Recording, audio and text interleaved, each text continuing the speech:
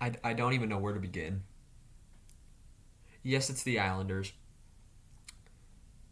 They have not led in a game since last season. Islanders win 4-1. Almost a shutout if Entwistle hadn't scored with 26 seconds left.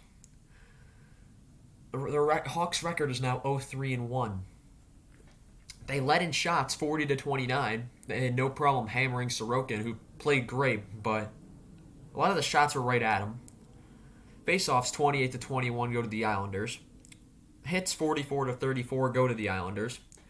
And they didn't score on the power play 0 for 3. Neither team did, as the Islanders went 0 for 2. Hawks went 0 for 3. Fleury saves 25 of 29. Sorokin saves 39 out of 40. Little did I know that on October 19th at 7 p.m., my day would be got worse. It was a bad day to begin with, and it just got worse from there. Let's get on to the game. It was the home opener. Yay. No. It was, memorial to Tony Esposito before the game. Chelios did a speech since he was doing the ESPN analysis. It was pre-recorded on the Jumbotron. Bobby Hull and Dennis Savard were also there. They were holding up Esposito's jersey. The last two of the quote-unquote legends left. Hardman was in. Carpenter, Gaudette, and Strome were all healthy scratched.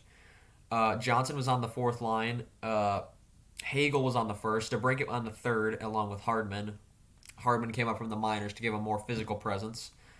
In the first, Borgstrom and DeBrincat had a 2-on-1 that missed. Borgstrom and DeBrincat looked pretty good out there to start.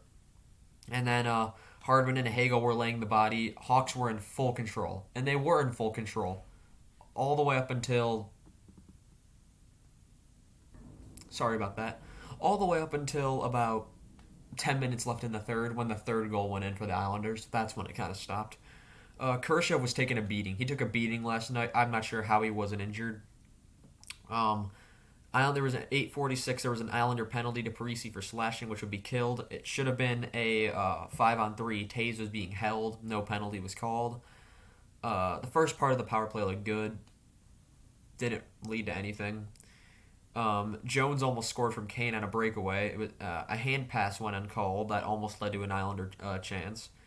And then at 3:26, it's a Chicago penalty to Hardman for tripping. It would be killed. It was a stupid penalty. Idiot move who did a slew foot, so wasn't very happy with Hardman. And there was a chance shorthanded. Didn't work. Then at 42.7 seconds left in the first, Islander penalty to Mayfield for cross-checking was killed. It was probably the best period they played all year, the Hawks. It really was. It really was the best period they had probably played all year. And then they started the period with the power play. Cizikas lost the skate blade, and then Murphy hit Clutterbuck good. At 15:52, though, it's a goal of the Islanders. Anthony Bolivier that went unassisted. It was a 1-0, and it was a wraparound. McCabe had a chance that was stopped. Hawks were getting chances but not converting. Both teams were playing very physical. Fans didn't like a hit on Johnson, and at 2:06 there's a penalty on Jones for hooking, which would be killed. But funny thing was, it was actually Taves who did the hooking, so they got the wrong guy. DeBrincat had a shorthanded breakaway chance that was saved. Wasn't a really good chance. I'll be one moment, please. My apologies. I return again. Dahan had almost scored, and then we go to the third period where all the tires fell off the train, or truck, I should say. Trains don't really sometimes don't have tires. 1912, it's an early goal from the Islanders. Oliver Wahlstrom with his second of the year. Bavillier, that was his first. Was also unassisted to make it 2-0.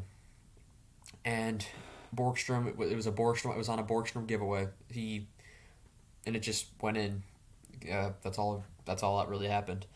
Barzell did not have a good game. I wanted to point out Barzell did not look lost out there compared to everyone. Like Wahlstrom had a good game, Bavillier, Pelican, Polak, Sorokin. Those were their Islanders' key players tonight, and Barzell did not look right out there. He just did not play well.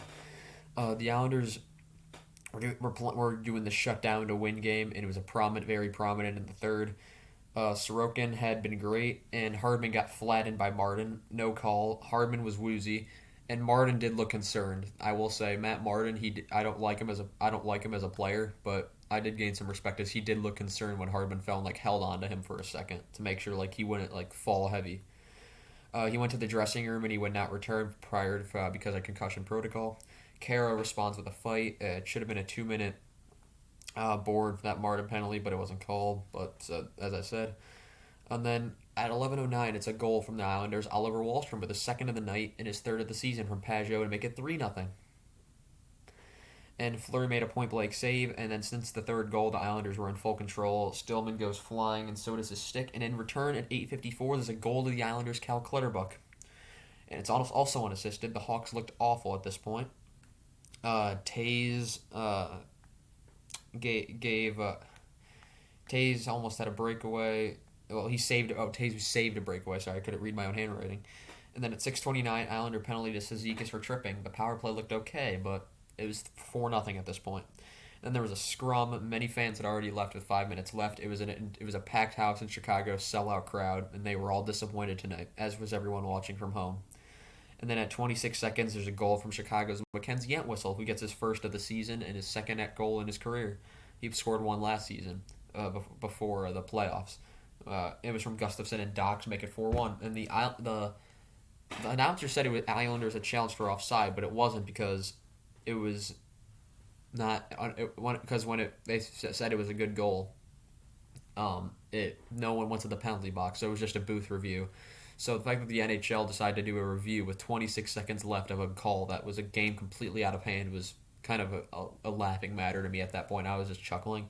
And then I also want to say my condolences and prayers to Mike Bossy, who was also revealed he was diagnosed with lung cancer. Islanders legend and will want to forever be one of the greatest players of all time.